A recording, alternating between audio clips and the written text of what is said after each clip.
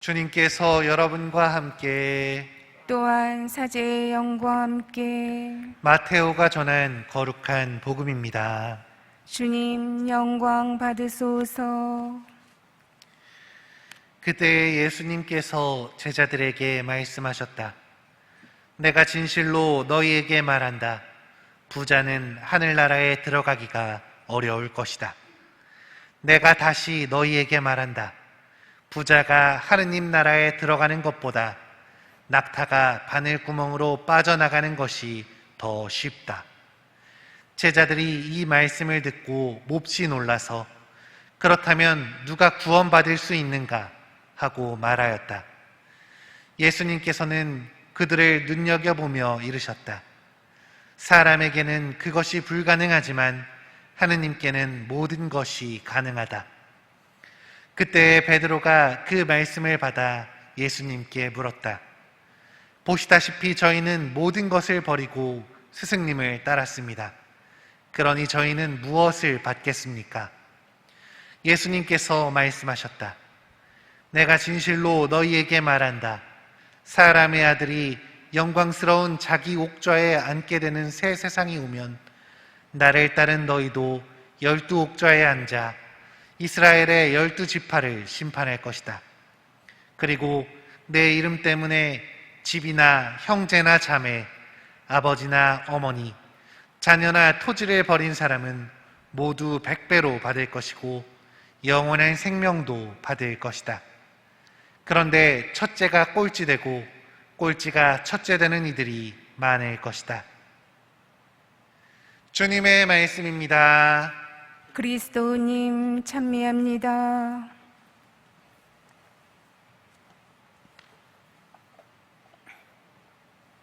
참 예수님, 찬미 예수님. 오늘은 복음의 말씀보다 제1독서에서 나온 이야기가 저의 마음을 사로잡았기 때문에 1독서에 관련된 이야기를 나눠보고자 합니다. 오늘 제1독서에서는 판관 기드온에 대한 이야기가 전해지고 있습니다.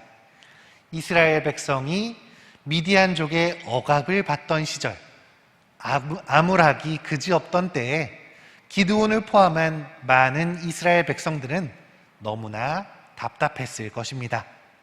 하느님이 어디에 계신지, 그분이 정말 우리와 함께 하시는지, 우리는 대체 왜 이런 고통을 겪어야 하는지, 설마 그분께서 우리를 버리신 건 아닌지 답답함과 궁금함이 계속해서 쌓여갔을 것입니다. 그렇기에 오늘 주님의 천사를 만난 기드온은 이런 자신의 마음을 솔직하게 털어놓고 있습니다. 엄청 흥미진진하지 않으신가요? 이미 이 이야기를 듣고 있는 우리도 가끔 마음속으로 이런 질문들을 해왔기 때문에 너무 우리의 이야기처럼 들려옵니다.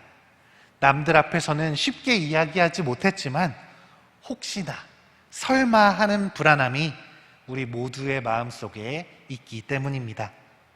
그런데 주님께서는 당신의 기적을, 권능을 보여주시겠다고 따로 말씀하지 않으십니다. 이집트에서처럼 재앙을 통해서, 노아 때처럼 홍수를 통해 이 어려운 상황을 당신 혼자 뒤집겠다고 말씀하지 않으십니다. 오히려 의심에 사로잡힌 기드온을 통해 당신의 백성을 구하시겠다고 알리십니다.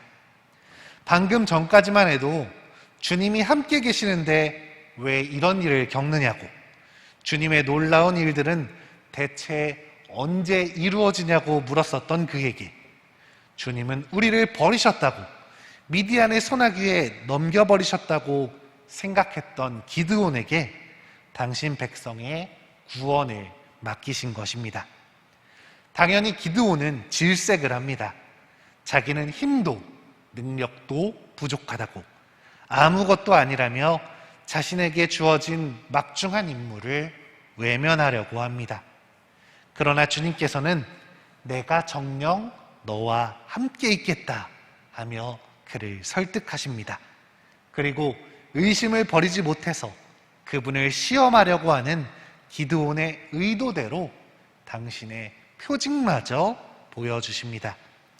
이 모든 사건을 경험한 기드온은 주님께서 함께 계심을 굳게 믿으면서 미디안족과 맞설 수 있었고 결국 승리하게 됩니다. 오늘의 독서 말씀을 통해 우리는 주님께서 어떻게 활동하고 계시는지를 떠올릴 수 있습니다. 주님께서는 바로 당신의 사람들을 통해서 세상에서 당신의 일을 수행하고 계십니다. 엄청난 능력을 가지고 있는 사람, 대단한 힘을 가진 사람, 누구보다 큰 믿음을 가지고 있는 사람을 통해서만이 아니라 오히려 당신을 믿지 못하고 의심하고 있는 사람, 스스로에게 자신감이 없는 사람 같이 부족한 이들을 통해서도 당신 구원의 역사를 만들어가고 계십니다. 어렵고 힘든 상황에서, 불안하고 두려운 상황에서 우리는 주님의 존재를 끊임없이 의심합니다. 그분이 나와 함께 계시는지, 정말 나를 구원하시는지 자꾸만 걱정이 됩니다. 그러나 이렇게 흔들리는 나를 통해서도 주님께서는 당신의 사랑을 세상에 전하십니다. 그리고 그분의 사랑을 가득 안고 나에게로 구원의 손길을 내밀어줄 사람도 분명 보내주실 것입니다. 그렇기에 우리는 의심과 걱정보다, 두려움과 실망보다 더 큰 희망을 가지고 살아가야 하는 것입니다. 기쁘고 행복할 때, 내가 잘 나갈 때뿐만 아니라 어렵고 힘든 때조차 우리가 할 수 있는 주님의 일이 있다는 것을 떠올리셨으면 좋겠습니다. 내가 어려움 속에서도, 불안함 속에서도 열심히 봉사하고 주님의 사랑을 실천할 때 우리를 통해 구원을 받는 누군가가 있음을 기억하셨으면 좋겠습니다. 그리고 이런 나를 위해서도 주님께서는 당신의 사람을 보내주신다는 것을 우리는 믿었으면 좋겠습니다. 우리 모두가 믿음 안에서 희망을 놓치지 않고 주님의 일꾼이 될 수 있기를, 그분 사랑의 도구가 될 수 있기를 기도하는 오늘 하루가 되셨으면 합니다. 잠시 눈을 감고 지금의 나를 주님께 봉헌해 봅시다. 나약하고 부족하지만 당신의 일을 할 수 있도록 나를 이끌어 달라고, 당신의 손길로 당신의 사랑을 이제 나에게 보내달라고 함께 기도하는 시간이 되었으면 좋겠습니다.